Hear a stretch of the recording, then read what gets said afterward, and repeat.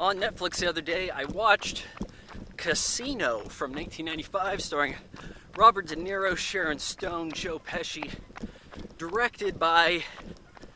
Oh, I was on a roll there. Shit. Oh, God. Maybe it'll come to me. There's no notes here, no script. You know, this is just off the cuff and honest movie reviews that you're getting on YouTube. So this movie was basically the same thing as Goodfellas, minus Ray Liotta. You know, for better or worse.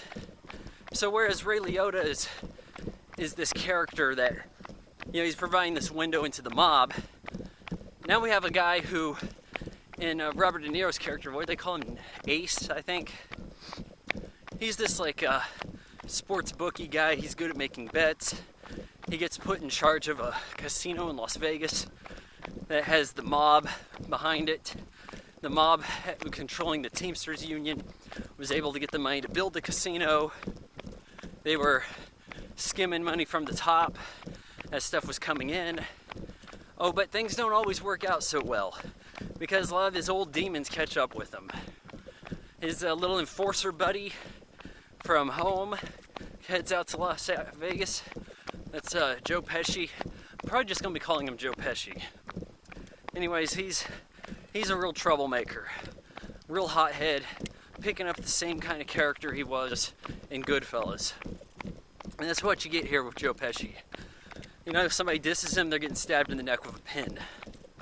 You know, the kind you write with. So, yeah, Robert De Niro's running a pretty nice establishment. They're doing things by the books. A little bit of mobster intimidation here and there, but, you know, nothing terribly illegal. But Joe Pesci does things a different way. He wants to cheat at the games and get away with it because Robert De Niro can let him. You know, he wants to rough guys up, whack a few guys here and there, steal from houses, and then put together his own pawn shop selling the silver and gold.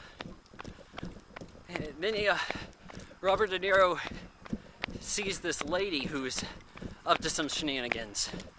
Lets her by because it's Sharon Stone, near the height of her powers in the 90s. And so he's into her. They're hooking up. They have a kid. And, you know, time goes by. And like Goodfellas, this is based on a true story. Well, Sharon Stone seems to be cheating on Robert De Niro, or at least trying to run off with her old flame, played by James Woods. Her almost like her pimp, I guess. Though there wasn't too much really said about her being a hooker, really, necessarily. More like she was a drug dealer from what we actually saw of it. But, anyhow, yeah, things start catching up with them and all. The mobsters are getting cheated. Somebody's taking money from them, even though they're skimming. Somebody's skimming the skim. You know, they're sending people out to deal with this, and it's getting to be a lot to handle. I found at times this got to be a bit monotonous. The fights between Sharon Stone and Robert De Niro I just didn't care about. I think part of the problem is, like, Robert De Niro is the most likable character here, and even then that's a stretch. Sharon Stone's not likable at all. In part because she's Sharon Stone, in part because she's this druggie who, by just abusing drugs, makes plot points. So it's like, hey, she can't control herself. She's going to be fighting with Robert De Niro.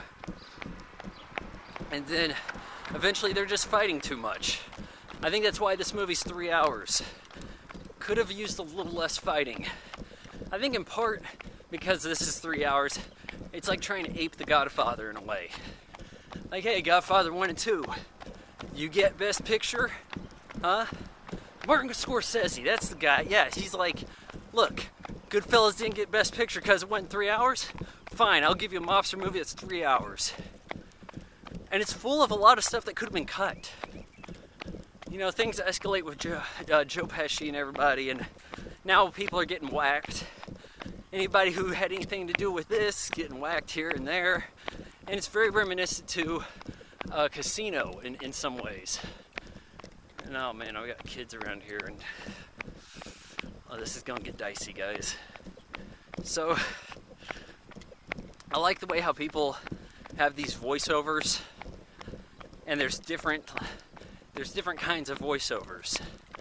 So you'll have voiceover from Robert De Niro for most of the movie, kind of leading you into how the casino functions. And then periodically you'll have Joe Pesci doing his voiceover. But there is some fun to be had with it, where you have the scene right at the end where, and this is kind of shown at the beginning too, where we have Robert De Niro getting a car bomb blown up on him. So you think surely he died, and this is the story of how he died. But he got out of it. Someone tried to take him out. He has a good idea who it was. Cut to Joe Pesci talking about how things have settled down. He's meeting some people out in the Midwest. They're meeting this cornfield, and they talked earlier about how you want to dig holes when you're going to whack somebody, then you bury them in the desert. You don't want to spend the whole time with them dead digging the hole. You want to already have the hole there. So he's meeting some guys, he's giving the voiceover, and then he gets hit in the middle of the voiceover. He's like in the middle of his train of thought. I thought that was really cool. These guys beat him with bats, and his brother bury him alive. And then we see the car bomb didn't get Robert De Niro. That Sharon Stone ran off and found dead from a bad drug overdose. Took some lace stuff or whatever. And Robert De Niro just kind of retired, and he's still doing gambling stuff. So overall, yeah, Casino's very quite similar to Goodfellas. You know, it's almost like he's the informant, Ray Liotta here, and he can't get the good pasta anymore. And he gets like Chinese noodles and ketchup. It's almost like that. So in a way, it's like you're getting more Goodfellas, but not quite as good. I'll give Casino 3 out of 4 stars.